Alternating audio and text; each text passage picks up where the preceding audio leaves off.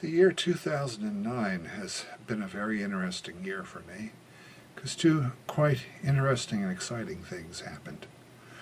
One was the publication of my book, The End of Materialism, which I really think of as my magnum opus, a book that took me 3 years to write and 50 years to get ready to write. And I'll say more about that in another videotape, but this is really about how it's reasonable to be both scientific and spiritual. And as with any academic, calling for lots more research, of course. The other exciting event that tied in with that was that I was asked to be president for a year of ISSSEEM, the International Society for the Study of Energy and Energy Medicine. And of course that's a big mouthful to say all the time, which is why most of us say ISSSEEM, or some people say ISSSEEM. I kind of like it both ways. I think they're sort of fun. ISSSEEM is an organization dedicated to the study and the application of what are called subtle energies. That is, energies that are generally not recognized as even existing by orthodox medicine and science at this point, but which we think there is an important reality for. An example of that: many people have had a demonstration of what are supposed to be subtle energies where they're asked to hold their hands out in front of them and to try to feel a force in between them. And quite amazingly, with a little concentration, most people can feel as if there's some kind of energy between their hands. Now, of course, there is ordinary heat energy, but that's not what we're talking about here. Now, does this have any reality to feel this kind of thing? Well, from a mainstream perspective, no, it doesn't have any reality. In fact, when we test people's responsiveness to suggestions or their hypnotizability, which is done by looking at response to suggestions, we'll tell people to hold their hands out in front of them and then imagine a force, say, that's gradually pushing their hands apart. And most people are responsive to this, and they'll feel as if their hands move apart, and not that they're doing it, but as if there's some sort of force there pushing them apart, or you can make the suggestion of force pulling them together. And so from the mainstream point of view, there's no energy between your hands, it's just your imagination. But on the other hand, there are traditions all over the world that talk about some kind of subtle energy, ki, chi, prana, and whatnot, that's emitted by a human body, especially from the hands, that represents an energy flow that gets messed up when people are ill, and that can be used for healing if it's applied correctly. So one of the primary examples to show that this is more than just imagination was done by a now retired biologist at McGill University, Bernard Grad. And I always cite his studies as kind of the primary ones establishing the reality of subtle energies. Grad knew a man who had a reputation as a healer, a Hungarian immigrant to Canada known as Colonel Estebany, and he had served in the Hungarian army in the First World War. They still used a lot of horses then, and horses get strained and wounded, and Estebany was very good at handling horses. They got well extra fast. And then people with various kinds of wounds and problems started coming to him, and he would lay his hands on them and concentrate, and it seemed as if people healed a lot better. Well, now, does he have healing energies that involve subtle energy?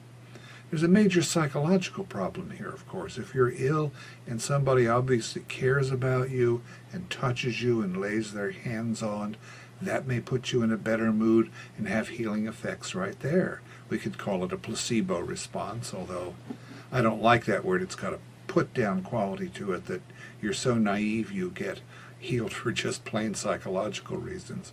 I'd like to call it an empowering effect. But anyway, when somebody heals a person by a laying on of hands, you don't know how much it might be subtle energy and how much it's simpler to just explain it as a psychological effect. Well, what Grad did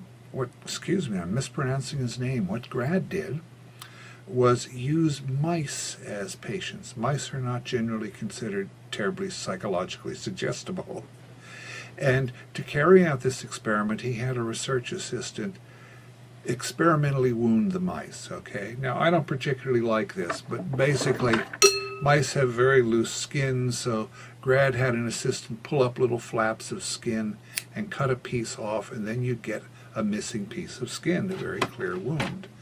And you could then lay a piece of tracing paper over that wound, trace its outlines, and measure its area with a device called a planimeter, so you actually had a measure of just how wounded a mouse was.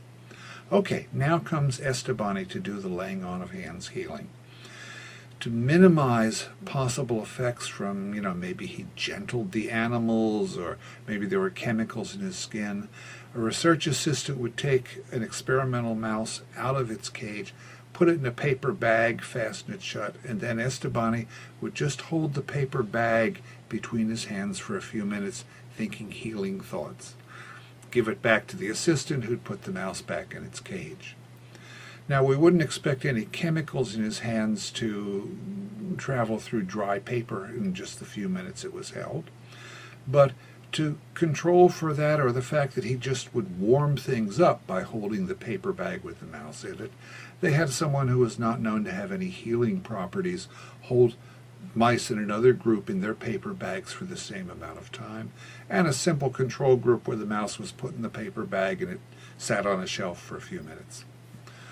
Well, at the end of the experimental period, another assistant who didn't know which mice were in the healed group, which were in the control group of sitting on the shelf, and which were in the control group of just being handled by the person who wasn't known as a healer, came and measured the size of the wounds with the planimeter again. And the results were quite astounding. All of the mice showed significant healing, of course, just in the course of time going by. But as you can see from the diagrams I'll attach here, the amount of healing in the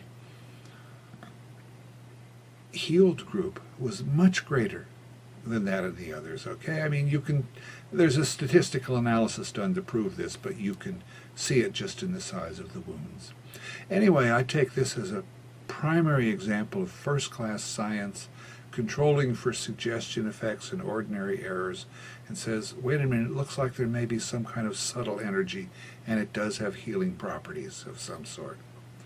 So ISSSEEM, the International Society for the Study of Energy and Energy Medicine, is a professional group to bring together people who are trying to study this kind of energy, who are trying to apply this kind of energy in healing.